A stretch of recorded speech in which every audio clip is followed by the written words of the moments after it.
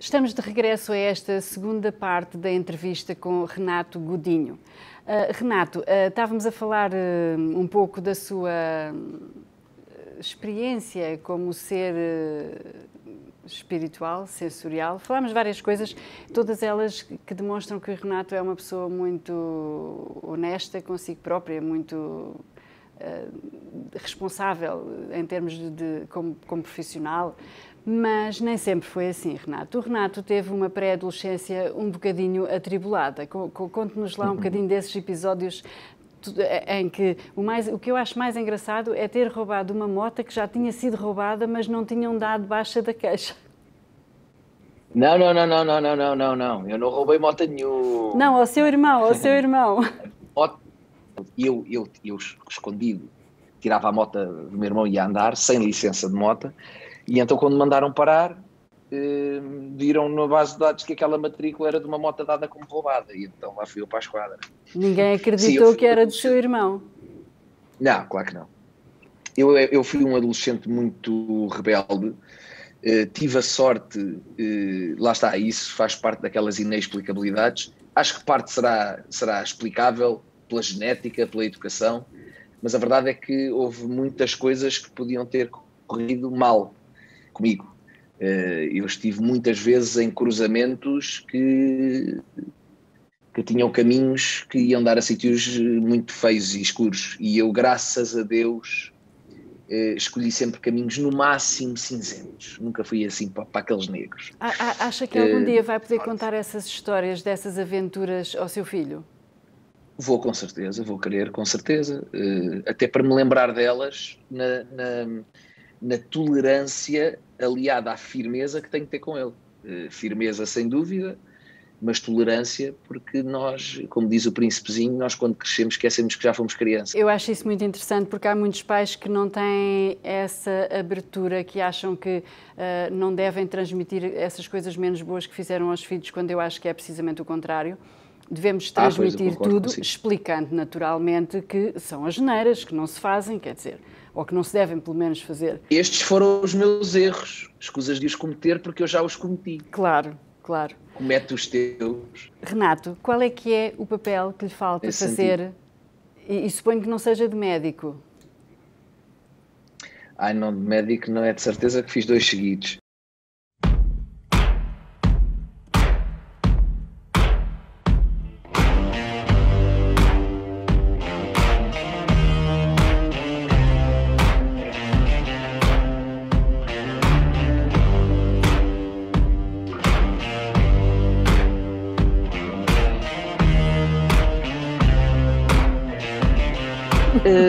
Vou-lhe dar um bocadinho uma resposta clichê, mas a verdade é essa. Faltam todos aqueles que ainda não fiz e que quero muito fazer.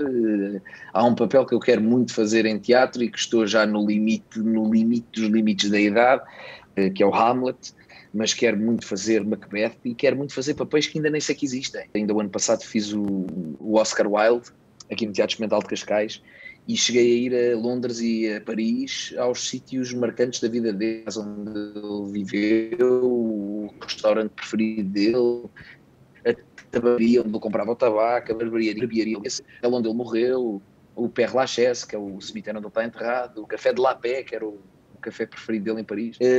É uma proximidade tão grande que se cria com a personagem, que é indescritível. Portanto, às vezes as personagens podem não ser aquelas personagens míticas da história do teatro, mas são tão bem construídas e tão bem escritas, e o milagre dá-se de tal forma que nós temos experiências, como eu tive essa, que foi inolvidável. Foi sem dúvida a minha experiência mais marcante a nível profissional até hoje. Foi precisamente no teatro que o Renato se estreou, salvo erro, pela mão de Filipe Laféria, e depois trabalhou com Carlos Avilés e muito com Carlos Avilés, que inclusivamente o Renato diz ser o seu mentor na área da representação.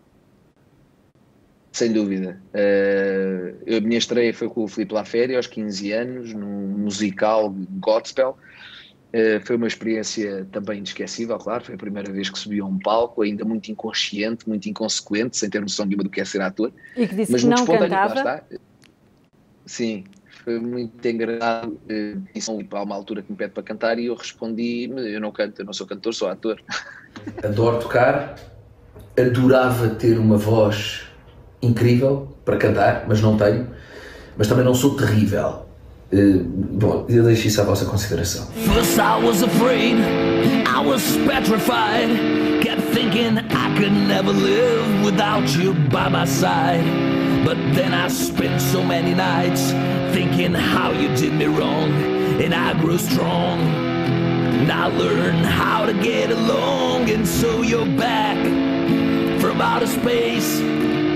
I just walk in to find you here with that sad look upon your face. Isso é que era ali um homem firme. Era muito inconsequente, isso é muito... Isso também é honestidade, isso também é honestidade. Claro que sim, é ótimo. Essa loucura, esse desprendimento é ótimo. As pessoas vivem muito no medo de tudo, o medo de ser despedidas, o medo de serem abandonadas, o medo de não terem dinheiro para pagar. Vivemos no medo. Agora é o medo da Covid, não se fala de outra coisa, é só medo, medo, medo, medo, medo. E as pessoas perdem a espontaneidade e deixam de ser genuínas e são todas iguais e não podemos ser assim, temos de romper isto. Há um exercício muito engraçado que se pode fazer, que é qual é o pior cenário que pode acontecer? É este. E eu estou disposto a passar por ele? Estou. Então bora. Vamos, eu dou a volta. Isto agora é quase caso para dizer ganda maluco, Renato. Mas é assim que se deve ser, ganda maluco. Mas eu não posso deixar de, como estava ainda respondendo à sua pergunta, a falar no Carlos Avilés, porque o Carlos Avilés é de facto, no teatro, é o meu pai, é o meu padrinho, é o meu avô, é o meu irmão, é o meu amigo. Foi o Carlos Avilés que me ensinou o teatro, me mostrou o teatro e é um exemplo. Eu estou a trabalhar com ele agora, outra vez, e realmente é fascinante ver um homem com 60 e tal anos de teatro, apaixonado como ele é inspirador, é uma coisa arrepiante, é mágico, é incrível, é inspirador, é essa a palavra. É muito bonito ouvi-lo. O Renato diz coisas que nos deixam a pensar, que eu acho que isso é muito importante, porque hoje em dia já pensamos muito pouco. Mas pronto, adiante. Muito pouco. Uma peça de teatro e uma telenovela que o tenha marcado ou que lhe tenham deixado assim um sabor, não é um sabor amargo, um sabor bom, frutado. É fácil, foram exatamente as últimas que eu fiz, tanto a peça como a novela. A peça, a que falei há pouco, o Oscar Wilde, foi de longe a experiência profissional que mais me marcou, por tudo aquilo que eu disse. Era uma personagem muito densa. O Oscar Wilde, quem conhece a vida dele, sabe que não foi uma vida nada fácil, foi bem trágica até, sofreu muito, muito, muito, e foi um trabalho de muita entrega. Eu não vou falar em termos qualitativos, vou falar em termos quantitativos. Foi de entrega total, foi de uma verdade absoluta, aquilo saía mesmo da pele e da alma e do corpo, e marcou-me de uma forma, foi um amor muito grande que eu criei por aquela personagem, por aquele espetáculo, foi um amor enorme. E depois o teatro tem isso, depois há o funeral sempre, né? No último espetáculo enterramos e fazemos o funeral, e é duro. Também bebia morritos. Também a Terra Brava. Morritos?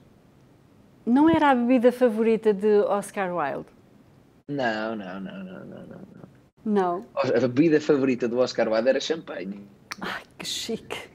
Realmente, coisas de pobre. O Oscar Wilde era um poseur, era um esteta, era um champanhe, nunca menos que champanhe. Champanhe ao pequeno almoço. Eu estava a fazer uma grandíssima confusão.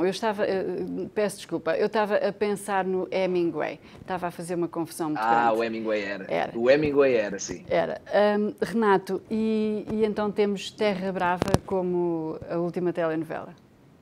Sim, a Terra Brava foi é um papel muito intenso, é um papel bastante forte. É um papel muito intenso.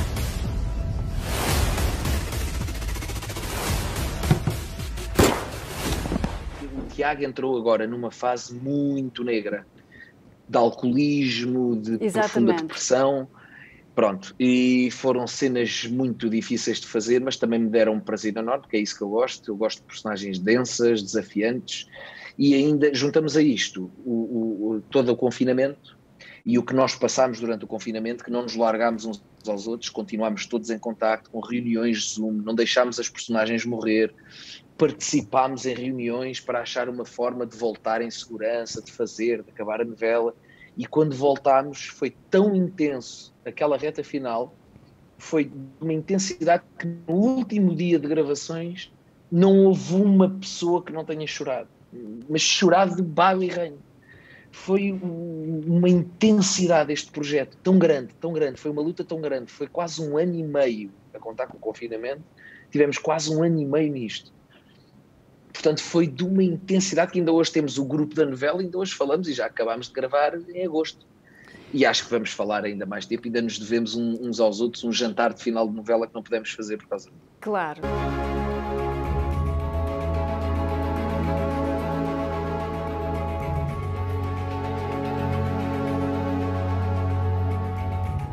Deixa-me passar. Não deixo passar coisa nenhuma, dá-me um saco. Eu não estou Porquê? bem. Vais-me bater? Não vou Vais-me bater. bater? Então o que vais fazer? O que vais fazer agora? Beatriz, eu não te quero magoar.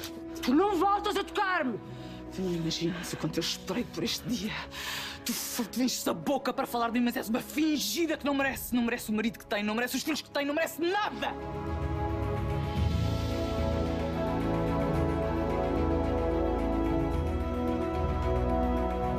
Tens a mania, não tens? Respeito as mulheres. Só isso. Eu amo a Beatriz. Se largares a faca, eu não faço queixa nenhuma. Eu quero o dinheiro a que tenho direito. Eu dou-te o dinheiro, larga lá a faca. Então é agora que eu tenho de ajoelhar e começar a rezar?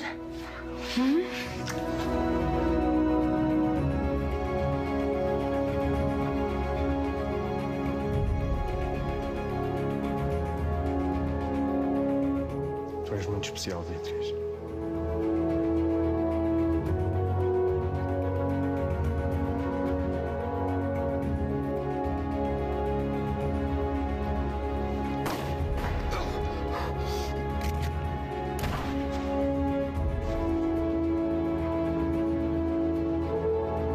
O teu filho está vivo. Está vivo e precisa de ti.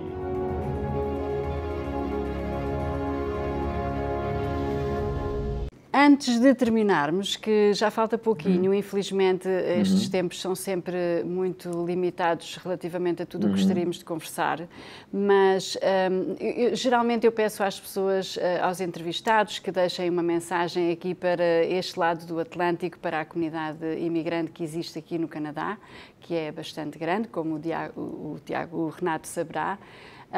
E no seu caso há uma curiosidade, o Renato passou um pouquinho, não muito tempo, mas também por uma fase de imigrante na sua vida, foi quando esteve em Nova Iorque e que já nos vai contar o que é que aconteceu. Portanto, acho que tem muito mais miolo para nos poder deixar uma mensagem e saber um bocadinho aquilo que nós sentimos aqui, fora do nosso país, das nossas famílias. Sei muito bem. Eu sou muito apegado à família, eu sou caranguejo, sou muito ninho, casa, mãe, família, e sei muito bem, aliás, mesmo que não me fizesse essa pergunta, eu não me iria despedir sem dar uma palavra às comunidades. Eu dou sempre, e é à comunidade do Canadá, que eu sei que é enorme. Eu sei muito bem o que é a saudade de casa, a saudade dos nossos, e sei o quão bem sabe qualquer coisinha que nos venha de Portugal quando estamos fora. A novela, um livro, uma revista, o que for. Parece que é um calorzinho que nos leva lá e que aquilo tem tanto de bom como de mau, porque ainda aprofunda mais a saudade, mas ao mesmo tempo é como se fosse uma carícia. Portanto, nós quando fazemos a telenovela também temos essa noção. Temos a noção que chegamos a muitas pessoas que gostavam de estar cá, neste país maravilhoso, e que não estão, por muitas razões. Umas não estão porque não querem, mas há outras que gostavam de estar e não estão, porque precisam de trabalhar noutros sítios, ou porque as mulheres, ou os maridos, ou os filhos, ou os irmãos tiveram que ir e elas também tiveram que ir. Enfim, há um sem número de razões, mas eu sei o que é ter saudade deste país. E não é por acaso que saudade é uma palavra que só existe em português. Nós somos muito da saudade. Eu tenho muita saudade. Não vivo agarrado a ela, mas tenho. Mas também costumo dizer que a saudade é um dos principais combustíveis do amor e das relações. A saudade é muito importante. Vamos pô-la no sítio certo. Mas a saudade que dá para matar, a que não dá, é difícil. Portanto, eu queria dar um grande abraço, não é um beijinho, é um grande abraço a todas as pessoas que nos estão a ver e as que não estão, mas que estão aí e que gostavam de estar aqui onde eu estou, em Portugal. Estou aqui e eu sei que há muita gente que está aí e que gostava de estar aqui agora um bocadinho. Mas onde cá vir e nós pensamos em vocês, quando trabalhamos também, pensamos nos portugueses que nos vêm lá fora e que olham para nós como um bocadinho de cá e que é importante o nosso trabalho também para vocês. Renato, muito obrigada. Obrigado também. Chegamos assim ao fim desta entrevista, mas chegamos da melhor forma porque ficámos com o seu abraço. Um beijinho muito grande e uma vez mais muito obrigada por ter aceitado fazer esta entrevista connosco. E terminamos assim este Entre Estrelas com Renato Godinho. Espero que tenham sentido aí em casa o abraço, assim como eu senti aqui em estúdio.